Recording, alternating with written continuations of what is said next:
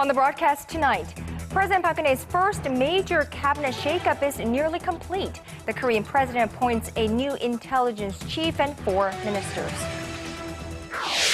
No extra budget this year, but other fiscal alternatives are in store to bolster Korea's economic recovery, says the nation's new finance minister. And the 5 BRICS nations agreed to create their own development bank and emergency reserve fund, widely seen as alternatives to Western-led institutions. Early edition begins now. I see trees of green, red 늘 남편 먼저, I see them 늘 자식 먼저. for me and 레이디 퍼스트라는 말을 믿고 살아온 당신. 오늘만큼은 세상 누구보다 당신이 먼저입니다. 한 분 한 분 특별하게 모시겠습니다. Excellence in Flight, Korean Air.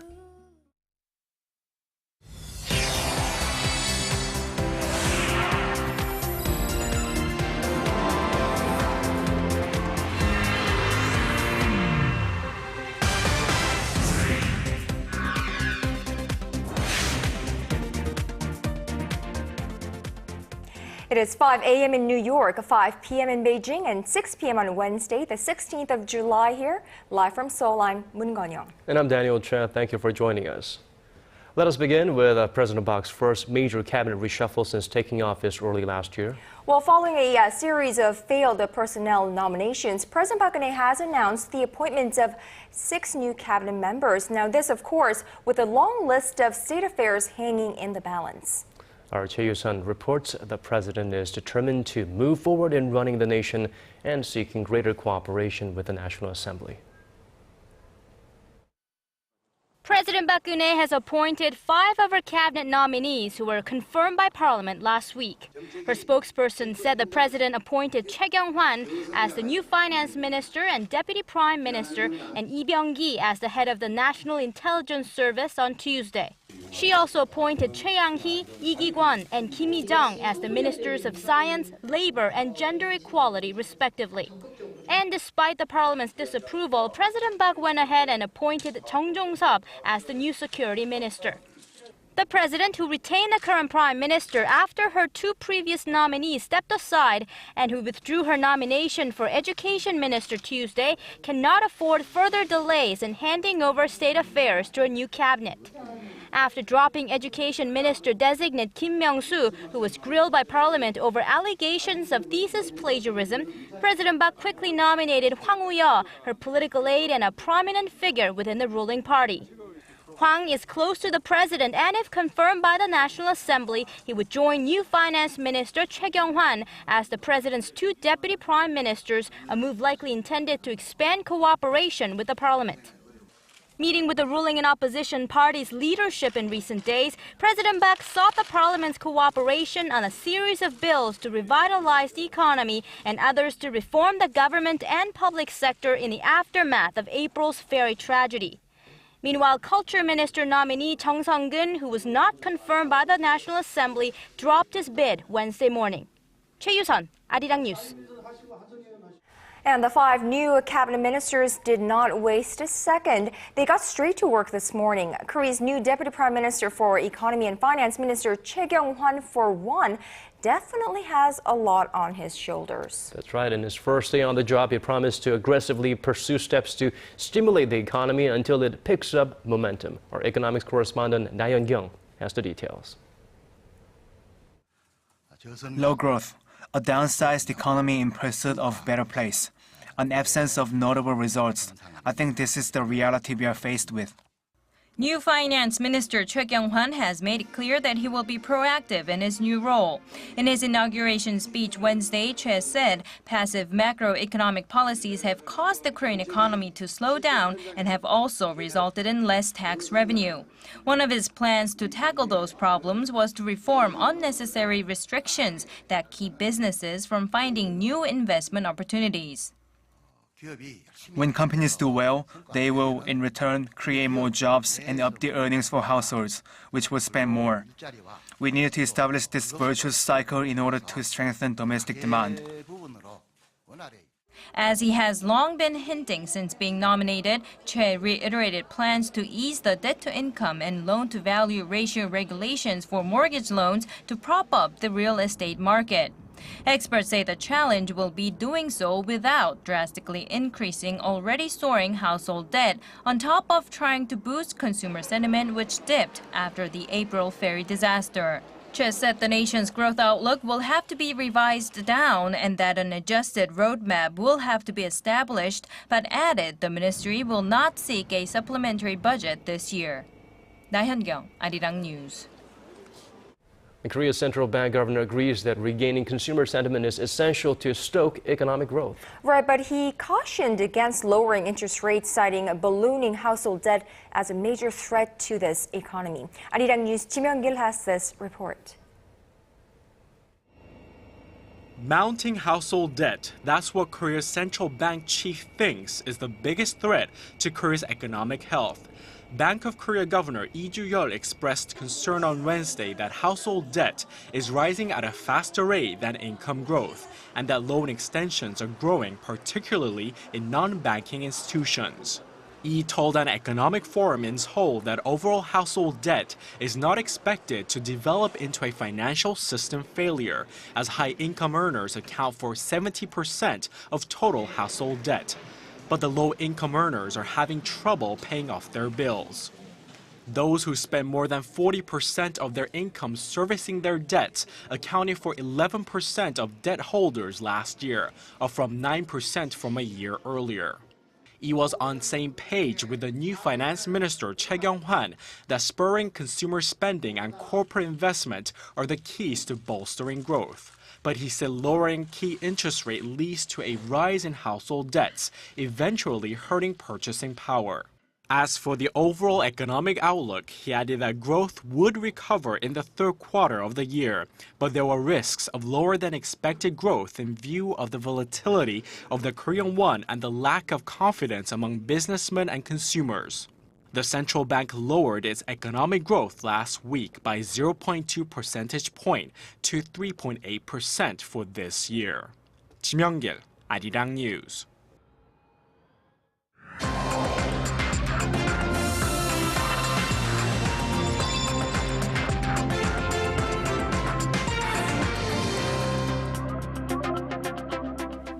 Well, it wasn't an easy process with plenty of controversy surrounding the president's nominees for key cabinet positions, but the Park Geun-hye administration's new cabinet officially launched on this Wednesday.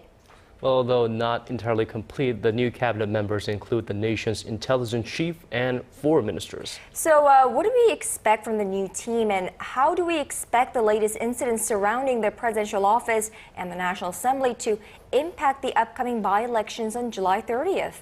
So many questions that need to be answered, and to provide us with some perspective, we are joined live in the studio by Park Sang-in, Professor of Public Administration at Seoul National University. Professor Park, thank you for joining us. Thank you for having me. All right, so first, it looks like a lot is riding on the new cabinet. The president has pledged a nationwide reform and revival of the economy, especially in the wake of April's ferry disaster. Now, what in your view are some issues that need immediate attention of the new cabinet? There is a Korean proverb that says, 바쁠수록 돌아가라. In English, it means when you are in a hurry, make a detour. So the immediate attention from the new cabinet should be paid to the fundamental issues of the Korea economy and society. As you may know, Korea has experienced a rapid economic development since 1960s. The government and Jeber have played critical and leading roles in this economic development. However, as a consequence of the economic development, the government-led Jeber-centered growth strategies may not be effective anymore.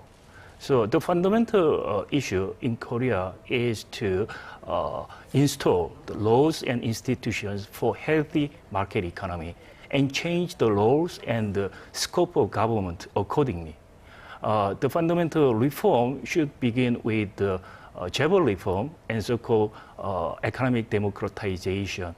So without this kind of fundamental reform, I'm afraid that Korea may not have a revival of economy and a true cure for the Seoul ferry tragedy. Well, true indeed, we do have problems adhering to such proverbs, and also we do have 2 years in one mouth, but we don't listen as much, especially at the top office, unfortunately. So many state affairs hanging the balance right now. Do you expect perhaps from this point on they may have learned some lessons and perhaps we'll have better cooperation between the presidential office, the National Assembly, and across the political aisle from here on? Actually, I hope so. This week, the ruling party, the 새누리당, have new leadership, and a new cabinet is about to launch. So we have to wait a little bit, wait and see. But I believe if the Park Geun-hye administration and the two parties, 새누리당 and 새정치연합, will compete and cooperate to gain the support from the people of Korea. And if the media commit to the balanced report, then I believe we have a better chance to make a good progress in every aspect, including the special law for Seoul ferry disaster or tragedy, and the reshuffling of government offices. Right, and I believe you're referring to the ruling Saenuri Party and the main opposition New Politics Alliance for Democracy. Let's talk about the upcoming by-elections on July 30th. News outlets here in Korea have been calling it a mini general election. And, the election is expected to be a litmus test of for the Park administration's post-ferry accident measures. So, measures following the deadly ferry accident back in April. What are some key points of this election? I think the key points are whether the 새누리당, the ruling party, maintain majority in the National Assembly, and who will gain the seats, especially in districts of Seoul and Gyeonggi-do. If it will be, as you mentioned, litmus test for the measures of the Park Geun-hye administration since the Seoul ferry disaster or tragedy. But I believe it is at the same time a litmus test for the leadership of opposition party, the 새정치. NPAD, right. Well, how do we expect the two major political parties to do in the upcoming election? And how would the outcome of the election affect the remainder of President Park Geun-hye's term? I'm not an expert in politics. I may not predict the result. However, if it turns out in favor of Saenuri, the Park administration will gain the momentum to push their agenda further. On the other hand, there will be some leadership crisis in the opposition party. If the results are against the Saenuri-dang, probably the President Park suffer from early lame duck. But at the same time, there will be the opportunity for Saenuri-dang and the President Park as well, because they will try harder to gain the support from the people of Korea. So they will end up with better politics and better policies. Right. Hopefully, they will be able to put aside their political differences for the improvement of the livelihoods of the ordinary people here in Korea. All right, Professor Park Sang-in from the Graduate School of Public Administration at Seoul National University. Thank you so much for speaking with us this evening. Thank you.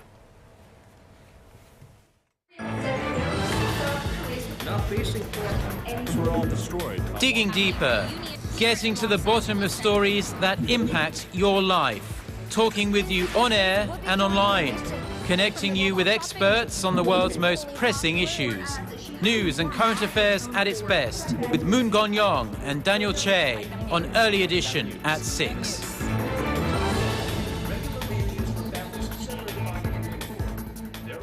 Well, South Korea and Japan relations have seen better days, to say the least. Years of conflict over territorial and historical differences have driven a big wedge between the neighboring countries, but new signs indicate ties may be about to take a turn for the better. Our Hwang Sang-hee reports. Top diplomats from South Korea and Japan may meet for talks next month on the sidelines of the ASEAN Regional Forum in Myanmar. Diplomatic sources in Seoul said Wednesday that such a meeting would be favorable, although nothing has been decided yet. If it happens, it would be the first talks between South Korean Foreign Minister Yoon Byung-se and his Japanese counterpart Fumio Kishida this year. The possibility will likely be discussed when the two countries resume their monthly meeting on the so-called Comfort Women issue in Seoul next week. It will be the first such talk since Japan carried out a review of the Kono Statement, its landmark apology to the victims of its wartime sexual enslavement, issued in 1993. A thick frost has settled over Seoul-Tokyo ties in recent years, stemming from historical controversies and Japan's territorial claims over Korea's Dokdo Island. But at the same time, Japan has made public its desire on numerous occasions to talk with South Korea, which may have put Seoul in a difficult position to repeatedly turn a cold shoulder. Washington may also be playing a part. The U.S. wants a firm trilateral security alliance with South Korea and Japan and has tried to end the squabble, especially as Tokyo appears to be cozying up with Pyongyang. To reaffirm their joint commitment in dealing with North Korea's nuclear program, the chief nuclear envoys from South Korea and Japan held talks in Tokyo on Wednesday. But whether the string of bilateral meetings will thaw years of icy relations remains in question. Hwang Sang-hee, Arirang News. Well, on to a new development. The leaders of the BRICS nations are forging a multi-billion-dollar financial alliance. The world's top 5 emerging economies agreed to establish a development bank to rival Western-dominated institutions like the IMF and the World Bank. Our Connie Kim reports on this landmark agreement that could radically overhaul the existing global financial order. The leaders of the 5 BRICS nations have signed a deal to launch a $100 billion development bank and a currency reserve pool with the aim of challenging Western-dominated institutions like the World Bank and the International Monetary Fund. This will not only help increase the voice of BRICS nations in terms of international finance, but more importantly will bring benefits to all the people in the BRICS countries and for all people in developing countries. The new development bank, announced at the 6th BRICS Summit in Fortaleza, Brazil on Tuesday, will fund infrastructure projects in the founding members, Brazil, Russia, India, China, and South Africa, as well as other developing nations. With its headquarters in Shanghai and India as president the first year, the bank will start out with $50 billion in capital, with each BRICS country paying in an equal amount. Total capital is expected to eventually double to $100 billion. A so-called contingent reserve arrangement will also be created where each country will put in a designated amount in case of a currency crisis. The contingency fund will amount to $100 billion, with China contributing $41 billion, followed by Brazil, Russia, and India putting in $18 billion each, and South Africa chipping in $5 billion. BRICS represents about 42% of the world's population and accounts for roughly 1/5 of the world economy. The launch of the institution is being seen as a landmark achievement as the 5 countries started summit talks in 2009 to counter the influence of the West. If everything goes according to plan, the new development bank will start lending in 2016. Connie Kim, Arirang News. Well, China's economic growth picked up speed in the second quarter, indicating that the impact of stimulus measures may be kicking in. Official data released Wednesday show that the nation's GDP grew 7.5% on year during the April to June period. Now, that's slightly higher than market expectations and a rise of 2% from first quarter growth. Some analysts say further stimulus measures will be needed to meet the government's growth target of 7.5% for the year. The job figures for June are out here in Korea. The number of Koreans in work edged up from a year earlier, but job creation posted a smaller increase compared to recent months. Statistics Korea says the number of employed people in the nation stood at a little less than 25.9 million. And that's up almost 400,000 compared to the same month last year. The monthly increase has been on the decline since February, when it stood at nearly 835,000. The jobless rate in June, meanwhile, was 3.5%. That's down 0.4 percentage point from a year earlier. Officials say labor market conditions have worsened due to sluggish domestic consumption in the wake of April's ferry disaster. And a new study suggests government support designed to get companies to invest more in research and development is having the desired effect. According to the Korea Institute of S&T Evaluation and Planning, when the government increases its R&D budget by 1%, business enterprises increase their R&D investments by up to 0.2 percentage points within 2 years. The institute says government R&D also induces an increase in labor productivity, particularly among small and mid-sized companies. Korea has been pumping more and more money into R&D in recent years. This year's budget dedicated to R&D is $17 billion, up more than 4% compared to last year. A growing number of college students are choosing to spend their summer breaks in Korea, not on vacation, but to shore up their academic credentials. They are taking advantage of Korean universities that offer summer courses, and they're gaining a better understanding of Korea in the process. Our Shin Se-min has this report. Socializing with Korean students and immersing themselves in cultural activities. Students from over a dozen different countries gather at a Korean campus. They are taking part in an international summer course program for students and professors that a growing number of private universities in Korea provide. With nearly 100,000 international students currently residing in the nation, more colleges are designing programs and scholarship opportunities in hopes of bringing the world to Korea. To differentiate their experiences while spending the summer in Korea, universities have expanded the number of science and technology-related courses, which is something students expect due to Korea's tech-heavy reputation. Universities also send students outside the classroom and into internships at Korean-based companies, organizations, and even broadcasting stations. The opportunity to spend a summer overseas while adding college credits isn't reserved for those with money readily available. As a non-profit organization, we, the university, have the obligation to foster young students regardless of their background. So we try to broaden our view by inviting students from developing countries and eventually letting globalization work on our campus. Great benefit for us because we get to come here with the scholarship so that we can have a good opportunity to stay here, like learn about new things of Korea people. Shin Se-min, Arirang News. Well, you know, for thousands of years, we've used stones, coins, and paper as portable value, right? And checkbooks and credit cards came later on, but guess what, Daniel? Now, apparently, even that is old news. And the spotlight nowadays is on digital money and digital wallets. So, do we see these digital wallets, or digi-wallets, if you will, replace credit cards in the future?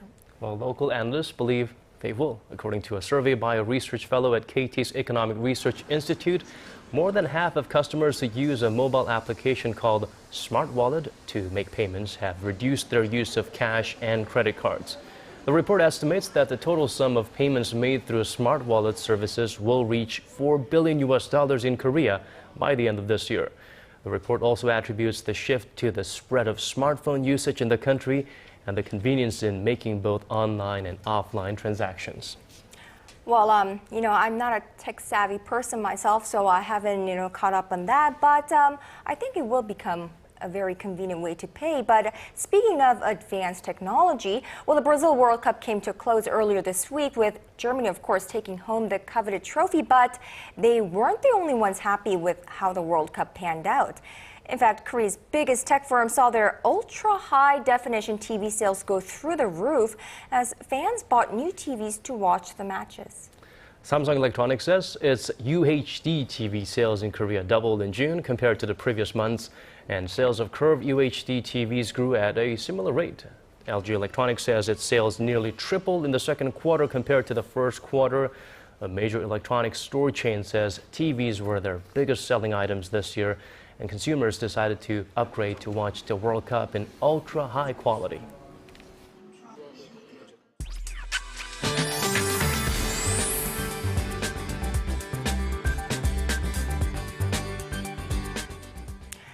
Well, today here in Korea was another day of heat and humidity, but I'm hoping that rain is somewhere along the way. Let's hope our Michelle Park has some good news. We turn to the Weather Center to find out when we can expect some relief from the heat. Michelle?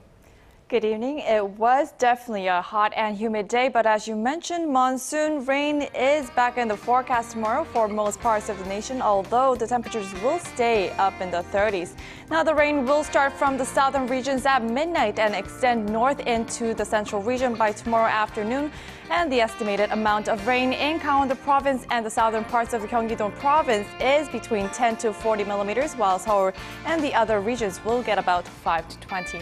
Now, going over to our temperature readings, Seoul will top out at 22 in the morning and reach up to 31 in the afternoon. Meanwhile, the southern cities such as Daegu and Busan will peak up to 30 and 27 degrees. And moving over to other regions, Jeju Island tops over to 28. Dokdo also makes it up to 28, while Mangkungang tops out to 31. Well, that's all for now. I'm Michelle Park, and have a wonderful evening. Thank you for that, Michelle. And that brings us to the end of our newscast.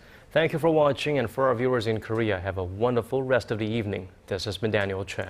And I'm Moon Ganyang. To those of you in other parts of the world, have a great start to your day. But if you're in Korea, stay hydrated, stay dry, stay cool. And we hope to see you right back here same time tomorrow. Bye-bye.